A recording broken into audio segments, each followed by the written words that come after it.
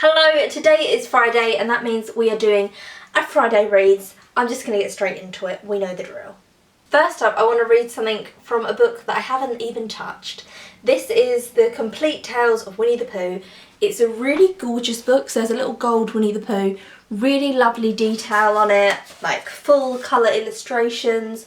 Gorgeous. I'm just going to level with you.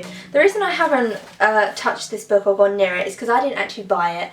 2 Christmases ago I was working at a card shop, I met this boy, I thought it was going to turn into something magical and it didn't, okay? But he bought me this book and every time I look at it I'm just like, it reminds me of like that kind of relationship, and I'm like, it was just a waste of money, it was a waste of energy, it was a waste of my time, and I just don't want to look at it. So yeah, I was on minimum wage, those dates, the coconut ice cream when we had it in a coconut shell. How didn't you love me? I feel like with every Friday Reads you learn more about my personal life.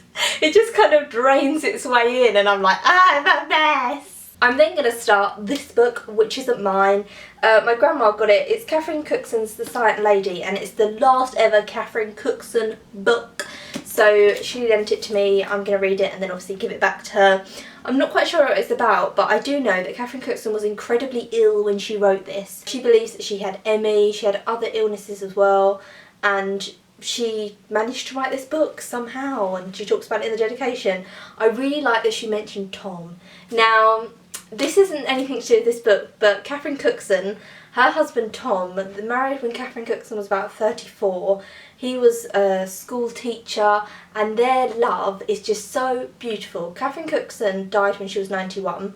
So from 34 to 91 she was married to Tom, and he just seems like a really beautiful man. And she basically had a condition which means that she bleeds and she couldn't become pregnant. She had something like 4 miscarriages, she had a mental breakdown, and Tom had to look after her. This was before she even got ill. And then in the end she was bedridden and he had to do everything for her.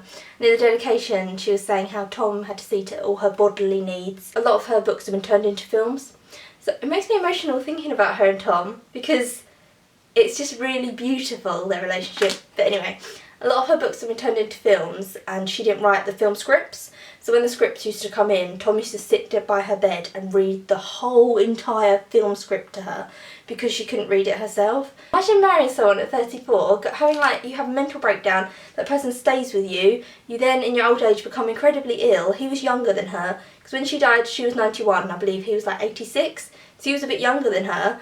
And so he had to like full on care for her, and he did because he loved her. Also, another really like sad fact about her and Tom is she died and then 17 days later he died. His body couldn't deal with the amount of grief and heartbreak and it just shut down. And so he was like 86, completely healthy, and he just died of like a broken heart because he loved her so much. Like that amount of devotion to her throughout her life. It's just, oh. And that's it, that's my Friday Reads. I hope you enjoyed this video. I have an Etsy store if you want to check out my Etsy. Then you can. I have a YouNow account, which I'm going to be all over YouNow like a rash. So add me on YouNow if that sounds like a rationally good time. And I'll see you again soon for another video. Peace out.